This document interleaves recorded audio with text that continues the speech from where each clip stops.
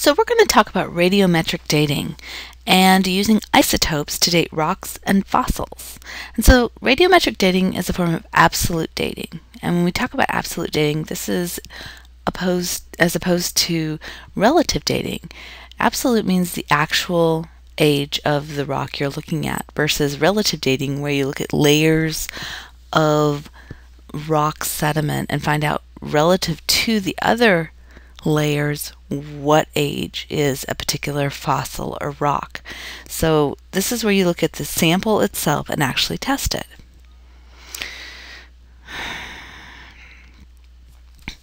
So to do this, we're going to go back to our basic chemistry and look at atoms and isotopes. As you recall, an atom is the basic building block of matter, and we have elements on the periodic table that describe different types of atoms that occur.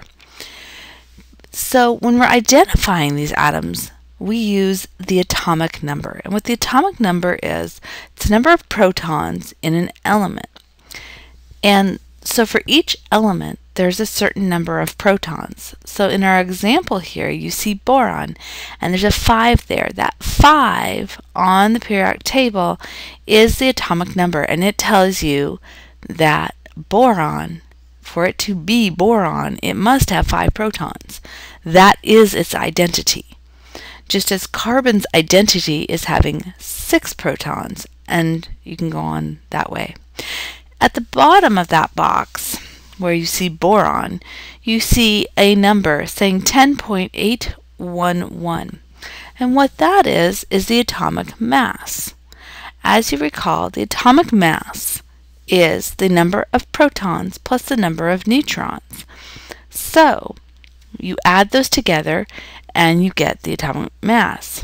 But you'll notice, let's assume that boron usually has 5 neutrons and 5 protons. Its atomic mass would be 10, and yet our number is not 10, it's 10.811. And that's because elements are found in various forms. They aren't always found with the 5 protons and 5 neutrons in the case of boron. Sometimes you're going to find 5 protons and 6 neutrons, and other times you'll find the 5 protons and maybe 4 neutrons.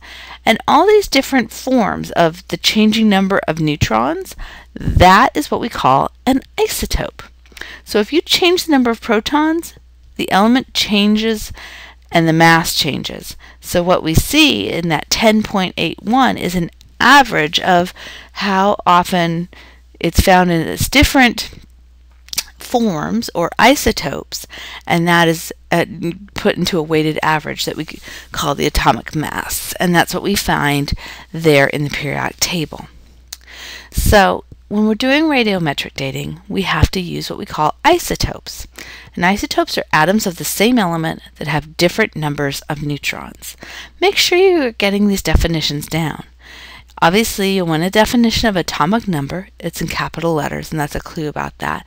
And isotope, because that's what we're going to be.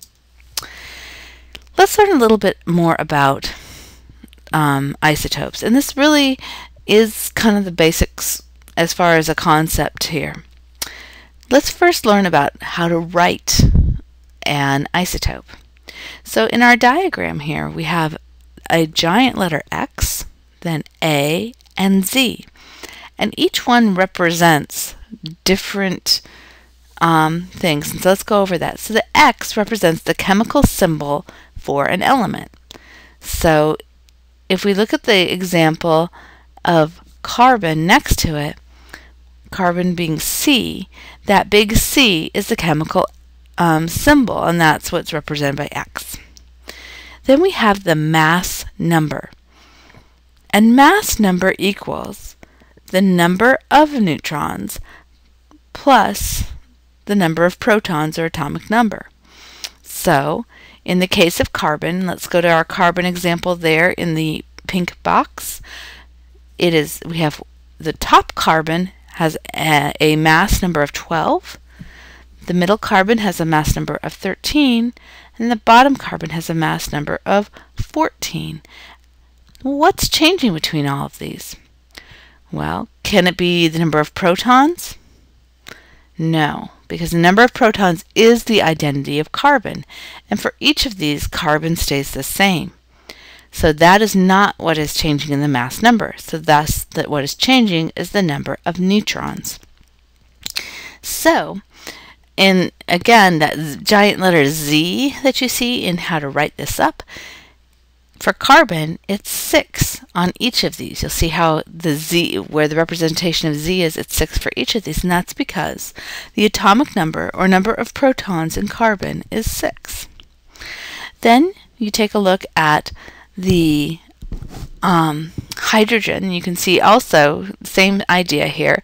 You have hydrogen, 1 for the mass number and 1 for the atomic number. What does that tell you about how many neutrons there are? That's right.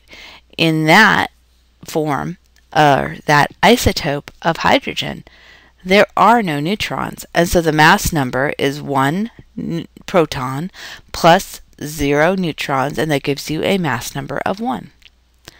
Deuterium, which has a mass number of 2, located right below our basic hydrogen, has a mass number of 2, meaning it has 1 neutron and 1 proton.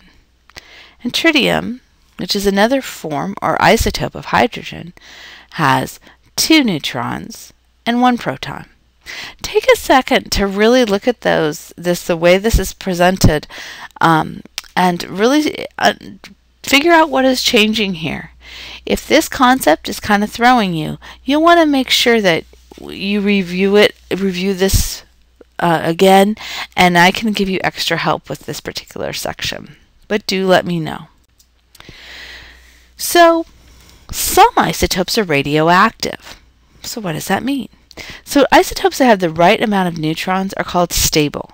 So for any given isotope, if it's at its lowest energy state, it'll be stable, and that always stays the same. But some isotopes have a few too many neutrons, or not enough, and this makes them unstable and radioactive, meaning that they're going to start to decay, and that original number of neutrons that we saw in the previous slide is going to go down and go to a lower energy state where it will be stable. The nuclei for these radioactive atoms changes or decays by giving off radiation in the form of particles or electromagnetic waves until the atom reaches a stable state. So remember, you're going to have that concept of going down to a lower energy state, and so that it goes from an area of high energy to an area of low energy, and that lower energy state is the stable state. So, radioactive decay. During radioactive decay, the number of protons in the atom changes, and one element transforms into another. So you have a parent isotope, and it decays into the daughter isotope. And so that time, we look at the time it takes for atoms to go from parent to daughter. However, we don't look at an individual atom and say, oh, how long does it take that individual atom? Because we can't predict which atom is going to decay into the daughter isotope. So we can use the analogy of popping popcorn. Each parent always decays to a specific daughter, so each kernel of corn is going to become popcorn, but we can't predict which one's going to do it first or second or anything like that. But there is a rate at which all of them will turn. So at some point, all the individual popcorn kernels are going to become popcorn. Just like at some rate, all the individual atoms will decay down and get to a stable state. So how long does radioactive decay take? Well, that's where the half-life concept comes in, and that's the time it takes for half of the radioactive or parent isotopes in a sample to decay to daughter isotopes.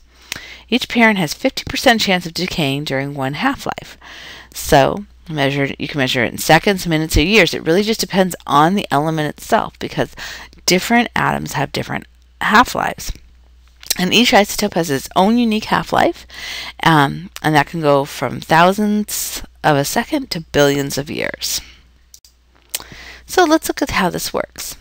We go to the field, we look at a rock or a rock surrounding a fossil, and we get part of that mineral deposit and collect it. And the atoms of radioactive isotope are measured, and those are called remember the parent. That is the parent isotope.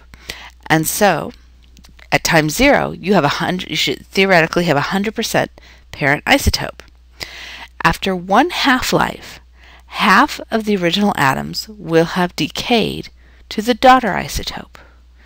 In 2 half-lives, you will have 75% of all the original parent, which will have decayed into the daughter isotope, and so on. So by figuring this out, if you know the rate at which this is happening, you can figure out how old a sample is. So if you measure the ratio of the parent to daughter isotope, you can determine how many half-lives have passed and find the half-life of the parent isotope. So you take the number of half-lives times the length of one half-life, and you can figure out the age of the sample. So if you have a sample that's gone through 3 half-lives, and one half-life equals 200 years, so the age of the sample would be 600 years.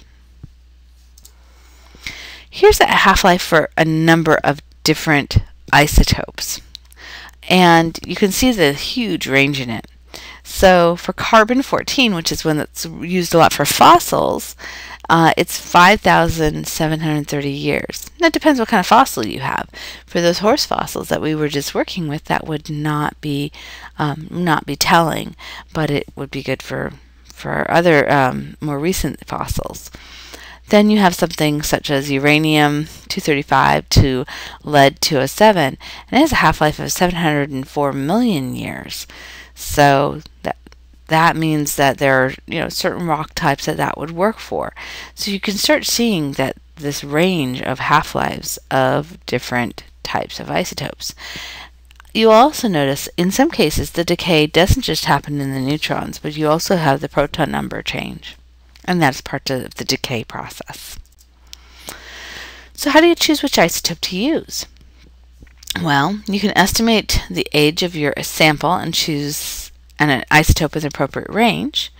And first, you find out what minerals are in your sample. So the minerals in your rock need to have the element you want to use for dating. And that's why there's actually a whole range of different radioactive parents that are used for dating, because you not only need to have something within the time range that you want, you also need to make sure that the radioactive parent actually exists in the sample. Otherwise, you wouldn't be able to sample it. So, radiometric dating question. Let's look at this.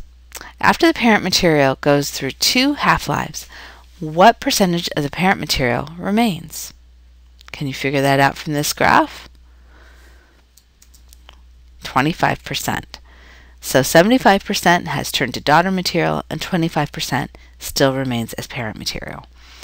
And this is going to conclude our introduction to radiometric dating and a form of absolute dating.